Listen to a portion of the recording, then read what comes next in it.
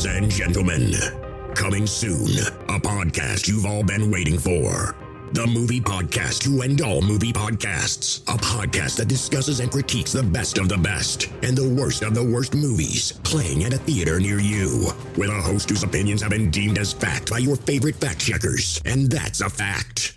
Without further ado, let me introduce you to the movie maestro, the tyrant of theater, the gumshoe of review, the man that makes theater employees and Hollywood execs shiver by his mere presence. Ladies and gentlemen, the judge, the jury, the sultan of cinema, Justin Henson. Welcome to the Movie Wire.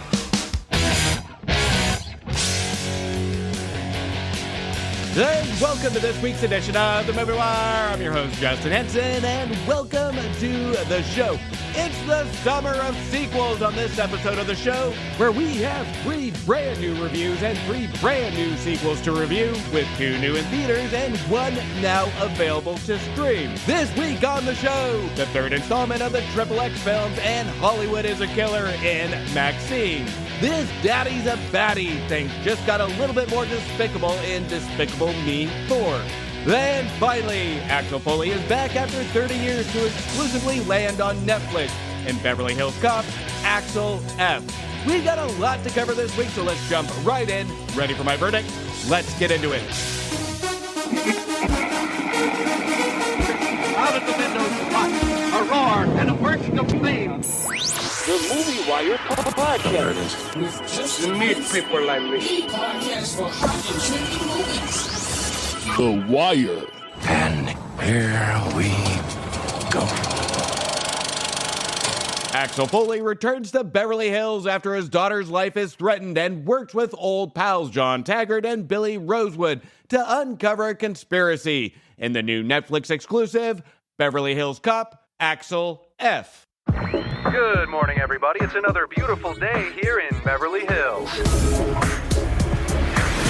What the hell was that? Let me guess. Foley. Did you say Foley? Foley! You stole a helicopter! I didn't realize that you couldn't really fly a helicopter. Otherwise, I would have came up with a different idea. I told you it was a bad idea. Oh, he shot my rotor off! Shit!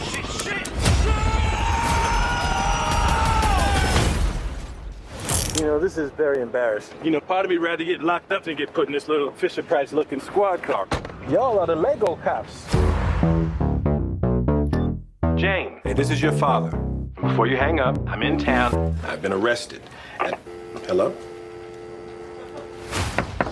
You sure y'all paying y'all's bills? Because this phone don't work. This isn't my first time in Beverly Hills. Yeah, I saw that. 84, 87, and then 94. But this place has changed a bit. What brings you back to 90210? I got a call from Billy. He's in trouble now. What do you want from me? I want you to be a cop again. You gotta do something. Axel, if you damage any city property... You're in a snowplow? Yeah, we in a damn snowplow. What's the problem? A lot of blind spots in the snowplow. I'm on an undercover mission with Axel Foley. You're pissing off a lot of people. That means we're getting close. Y'all safe? Everybody safe? There's no seatbelt in the middle. The hell with the seatbelt? We're on the edge.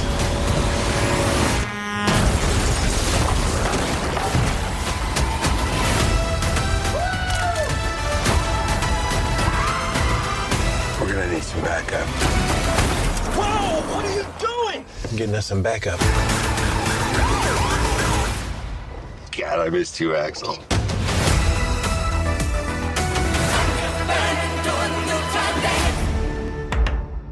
Now, let me get this out of the way, because I know this is going to be a topic when it comes to podcast, critic reviews, and social media. I didn't hate Beverly Hills Cop 3 as much as some critics did.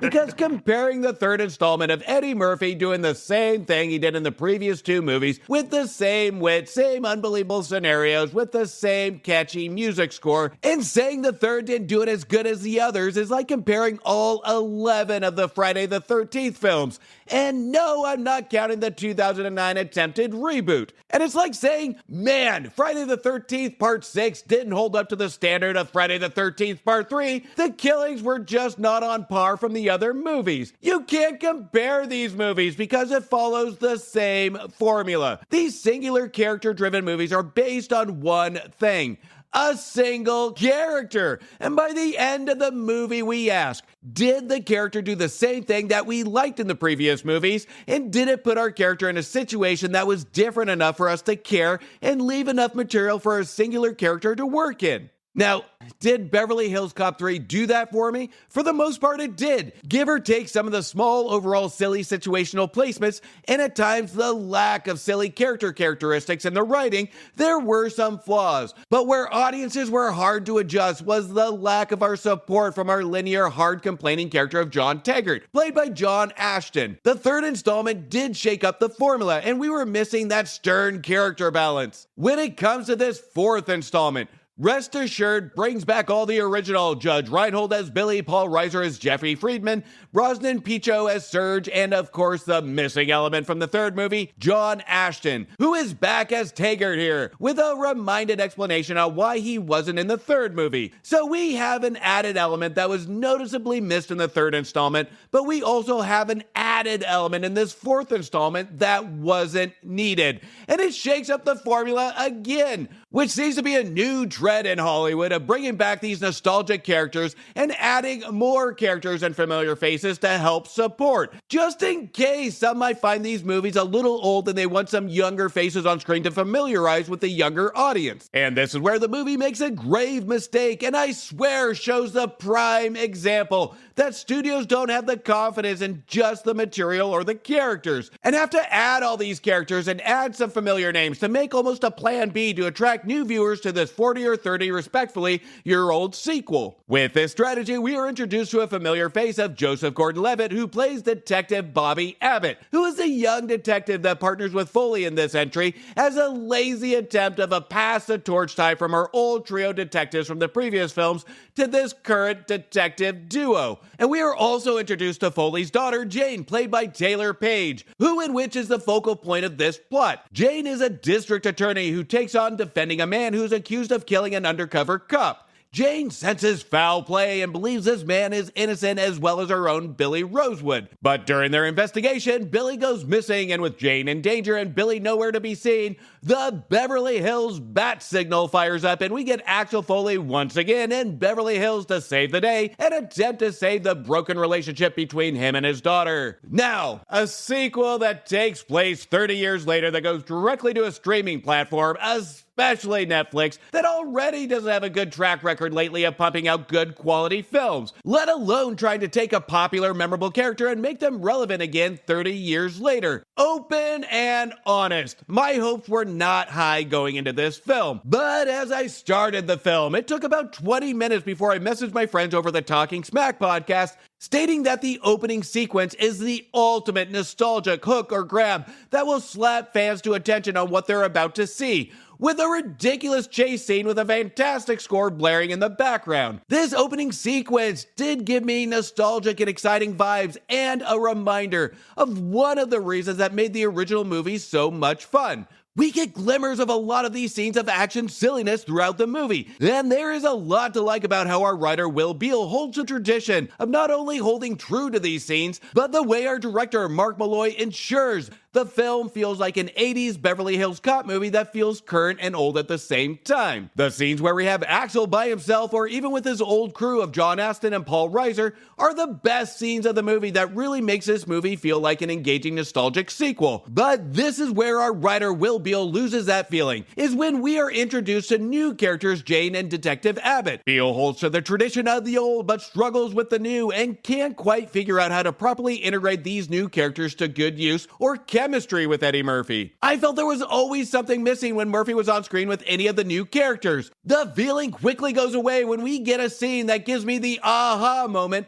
is where we see Murphy, Abbott, and Jane go undercover house hunting only to investigate a neighboring house, where we get a pleasant pleasant surprise of a returning character of our Beverly Hills Cop comedy relief character, Serge, played once again by Bronson Pinchot. The interaction and the chemistry between Murphy and our two new characters come across as stiff and stale, until we are introduced to the old that seem to re-energize the fun factor. The moment Serge comes onto screen and interrupts the stale chemistry, it is that aha moment that we have a writing problem and a chemistry build problem. As the second act plays out, I had this lingering feeling that this story needed a complete rewrite and have it stick to the formula it knows. Likeable characters, funny dialogue from Murphy, Billy, and Serge, and Taggart being the bitter detective to balance it out. The first two movies won over audiences by the trio of fantastic chemistry. With this new trio, I get better chemistry by adding Sour Patch Kids on top of a steak. We can have new characters, of course, but the problem is that writer Will Beall banks too much on these new characters, and it almost stalls Murphy's performance and doesn't allow him to do what he's known for. And the more that the film cuts for Murphy to enter in all these new characters, the more of a decrescendo of this nostalgic feeling we get, and what we are left with is a simplistic Axel Foley that doesn't have any steam left in the tank to really give us that Axel Foley feel. Our filmmakers, by the last act, take the whole premise out at the kneecaps of why we're watching this Beverly Hills Cop sequel. Even the attempt at an introduction to Kevin Bacon, who plays Captain Cade Grant, feels sloppy, rushed, and we guess his motives within 30 seconds of being on screen. The film gives us segments of Murphy and then just takes it away to make more room for characters that we don't care about, with a villain that comes across as a Bond villain that's overworked by star power and underwritten in dialogue. Our filmmakers giveth and then taketh away to force feed us characters that bank on the screen presence and not the fun factor. Anytime one of these new characters appear on screen, this is where it goes into generic territory. This is where it makes it less special. It's almost like Debbie Downer just appeared on screen. And again, I have to be fair. In fairness to Netflix, this is one of their better additions to their platform, and given the runtime, there is enough here to really keep fans entertained. Is it better than the previous three Beverly Hills Cop films? 1 and 2? Absolutely not. Is it better than the third? I'd say it's a close race between the two. Beverly Hills Cop, Axel F has a lot of fun when it wants to, but it feels the need to add and add and add things that didn't need to be added in an attempt to be current, but it comes across as a cheap attempt by feeling thrown in. There is a lot to like in entertainment value with Axel F, but the movie plays like we are kids having fun outside on a sunny day and mom says it's time to come in and do chores. We're smiling and excited to be having fun, then this character peeks out from the door and says, "Nope. No more fun today." At the end of the day, Beverly Hills Cop Axel F isn't great, but it's not terrible, it's not bad, and the idea and the visual presence of revisiting Axel Foley did put a smile on my face and just pure cinematic nostalgia. I'm giving Beverly Hills Cop Axel F 2.5 stars.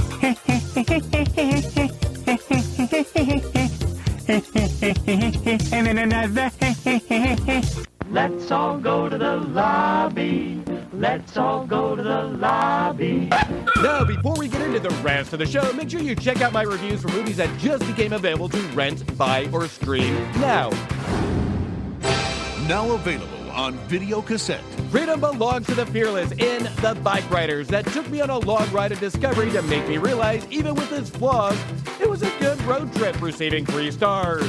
Studios still pretend Chris Pratt has a voice talent to put his name on his marketing to a mediocre movie in the Garfield movie that received 2.5 stars.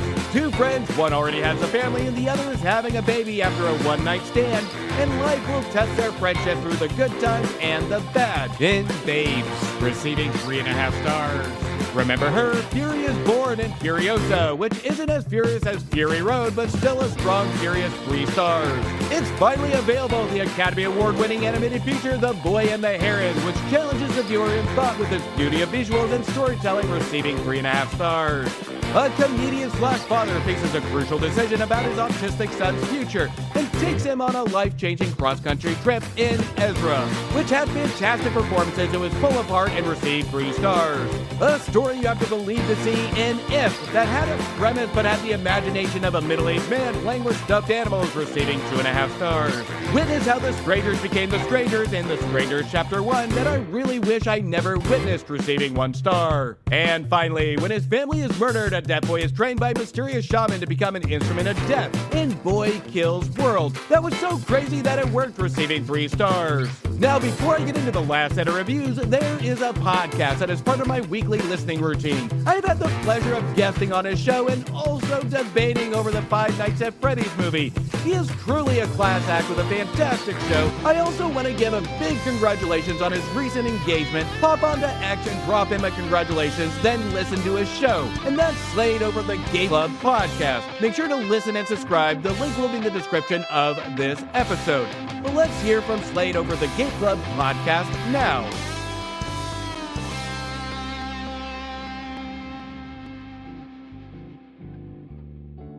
Join me, Tim, and my co-hosts, Slade and Joey, at the Game Club podcast, where once every 2 weeks we review video games not too dissimilar from a book club. Find us on all your favourite podcast providers.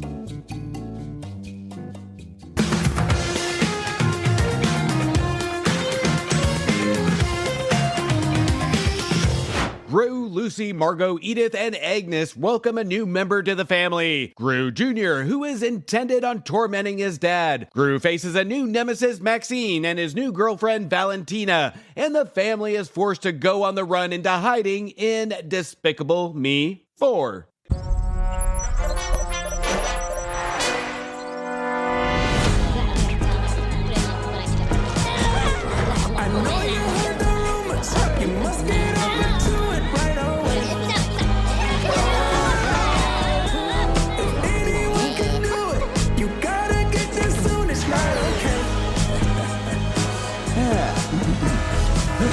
Gru's been compromised.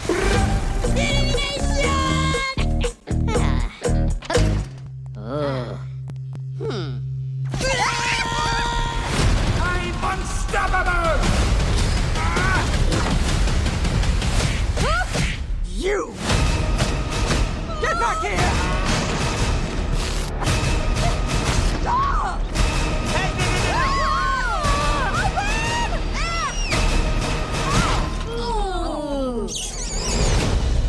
All right, gentlemen, I was recently called out of retirement to take down Maxime Lamar. What now? We're low on fuel. It's always something. I can never focus on just being evil. Insert card and remove rapidly. Card not red? Come on. Did you pull it out rapidly? Yes, very rapidly. Oh. Some of you may be wondering why you're here. We need volunteers. Nice work, gentlemen. You will be the first to test our super serum, designed to transform you into cutting-edge agents. Or you might just explode.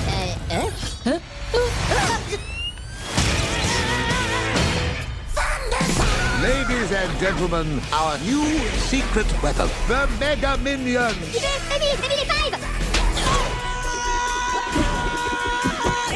Fuck you! There you go. Aw, Flama. Hey, Jeremy! Tu capre cosa? No problema!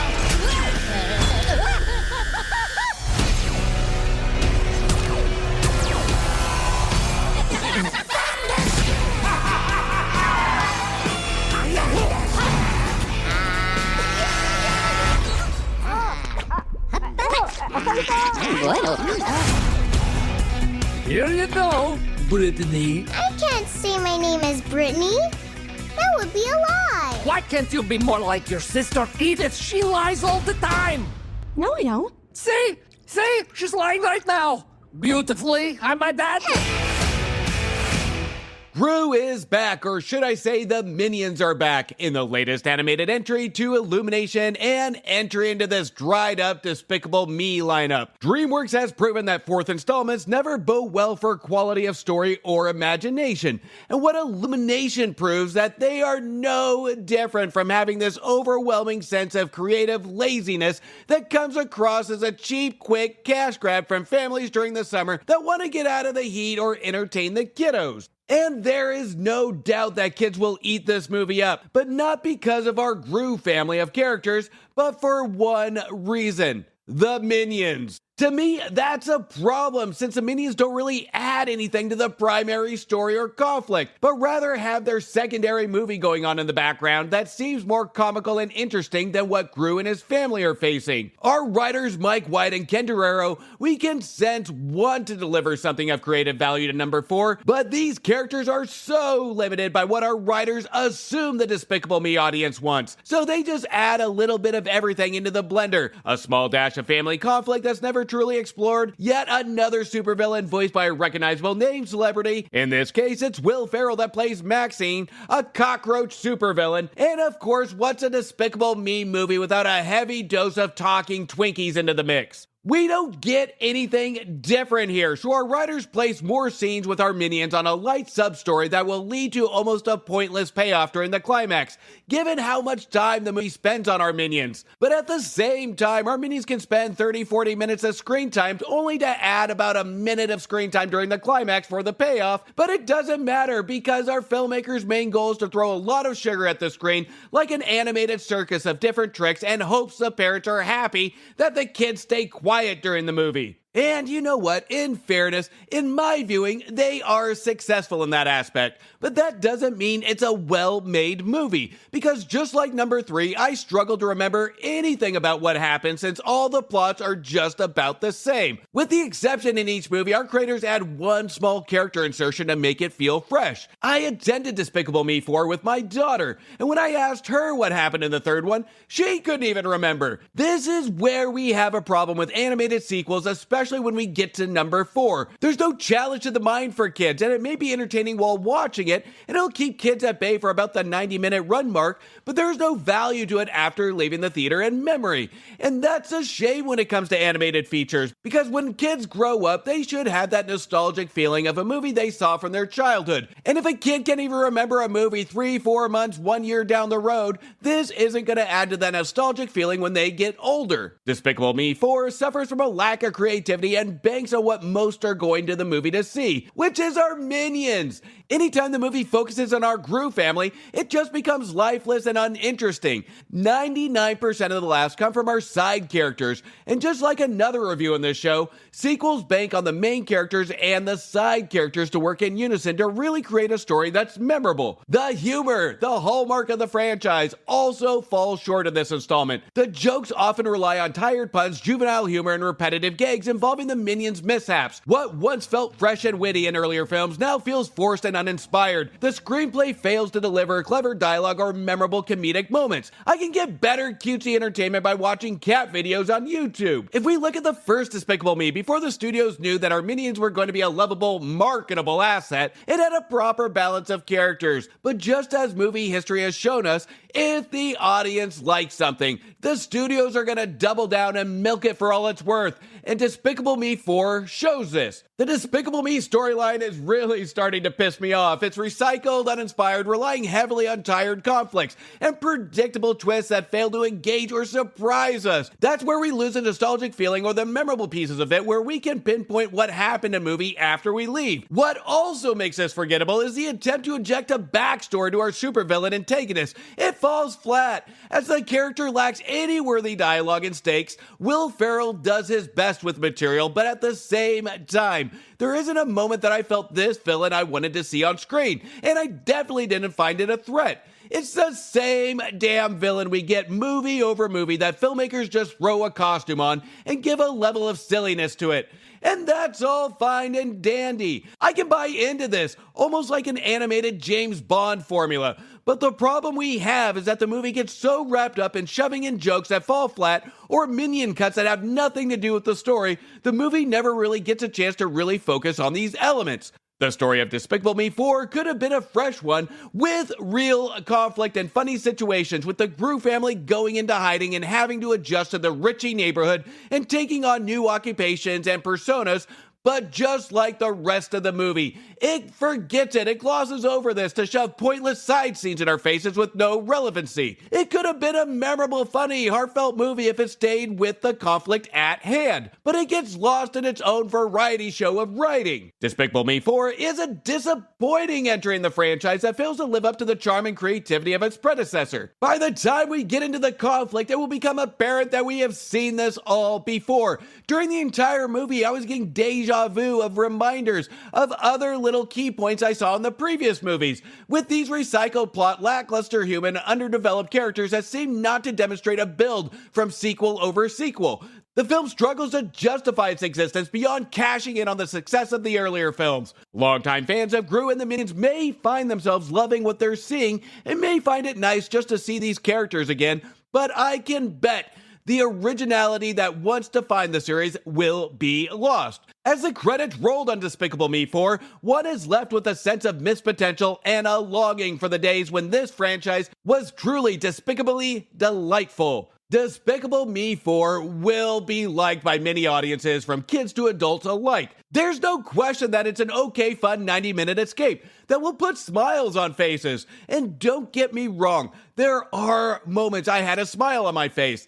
But at the same time, come talk to me 2-3 months down the road and see if you can remember what this movie was about. There will be a pause to attempt to remember. So morally, I can't say this was a good film or one that I would recommend. Did I have fun while watching? Maybe half the runtime. But after reflecting, Despicable Me 4 runs like a variety show of characters doing their own thing, and is just a bunch of bright colors on screen that sole intent is to take in the cash while it jiggles shiny things on screen and asks the viewers to look. But it's 90 degrees out today, and the air conditioning in the theater was pretty nice. I'm giving Despicable Me 4 2 stars.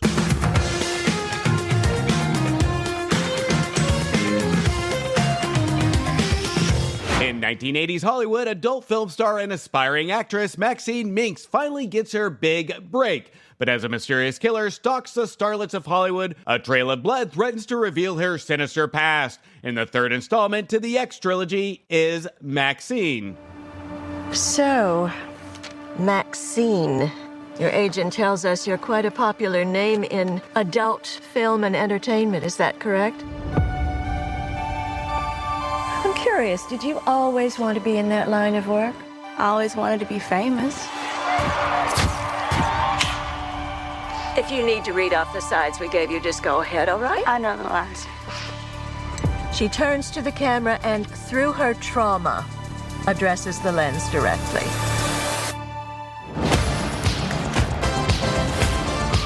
Name 5 celebrities who got their start in horror movies. Jamie Lee Curtis, John Travolta, Demi Moore, Brooke Shields, and Maxxine fucking Minx. I don't like working out here with that freaking Night Stalker guy in the loose. The Night Stalker. Night Stalker? Night Stalker. He's terrorizing Los Angeles. I can handle myself. So said every bad girl in Hollywood. Maxxine, I'm the private detective. I had to find you. My employer is a very powerful man. The past ain't finished with you. It's gonna keep knocking at your door. Tragically, another victim of the Night Stalker. If I knew 3 people who were murdered in 3 days, I'd be pretty scared. What are you hiding, Maxxine?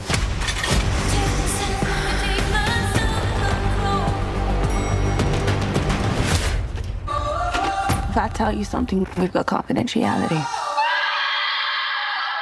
What'd you do? This is the defining role of your career.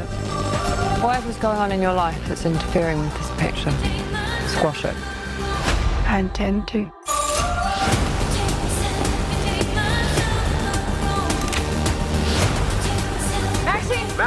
Maxxine. Maxxine. You're a fucking movie star.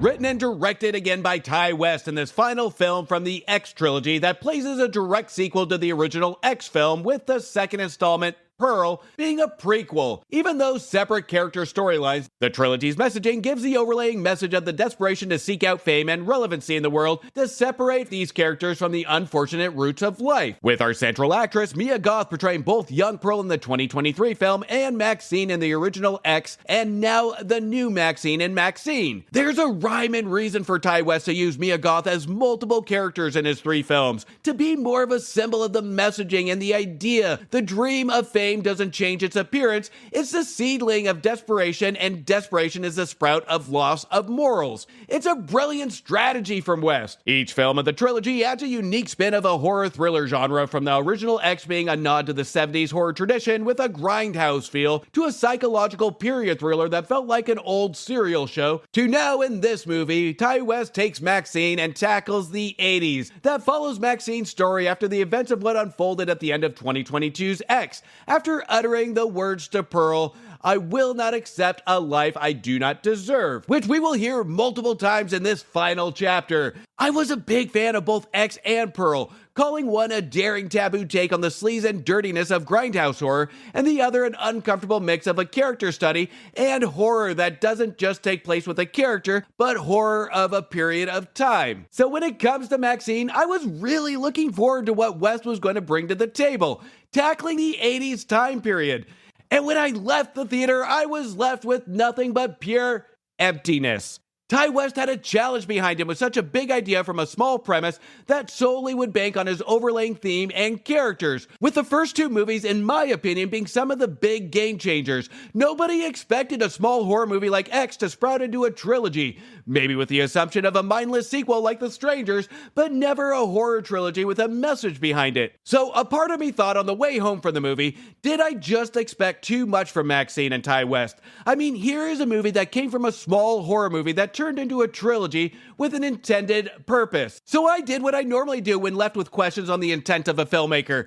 I saw it again. After my second viewing, I was left with the same lingering confusion on what Ty West was going for, or if I was missing anything. The story made me yawn, and the conclusion made me say, so what? The intent of this entry of Ty West lacked impact by the time the credits rolled. West bounces from cop thriller to serial killer to porn to little substance of our Maxxine character, or even dialogue to an extent to really have me care. Our Maxxine character is written so bland here without any bite or edge, especially after the trauma that came from the first movie. West doesn't really explore this or even give enough for the viewer to study, root for, or even dislike. There's no emotion around this character. Maxxine is just merely placed in situation after situation with the characters acting around her. Now, this isn't the fault of Mia Goth. The character isn't given enough to really have Mia Goth show us her true range here. This is one of my biggest disappointments with Maxxine, especially after the fantastic, amazing performance by Mia Goth and Pearl. West also has some recognizable names here, including Kevin Bacon in his second sequel on this episode, and the almost unrecognizable Giancarlo Esposito, who are all good here, but at times can be distracting, and I feel my cynical assumption of were these characters actually needed. We have a Kevin Bacon character that to an extent is kind of pointless to the story, other than delivering a letter to Maxxine, but Wes stretches this character out in the movie. It felt like he just wanted a role for Bacon to be in the film. Bigger names doesn't mean a better film. This has always been more of a downfall for some films than an upside. These characters all have a piece of the story to help move this plot along, but it's noticeable that given the time period the film takes place in, and it hints at, had numerous directions it could have taken this story. It makes it apparent that these characters aren't really needed, or they're just poorly written and could have gone a completely different direction. But Wes really doesn't take advantage of the 80s settings. Yes, we get 80s music from time to time, but solely to remind us that this is the 80s setting.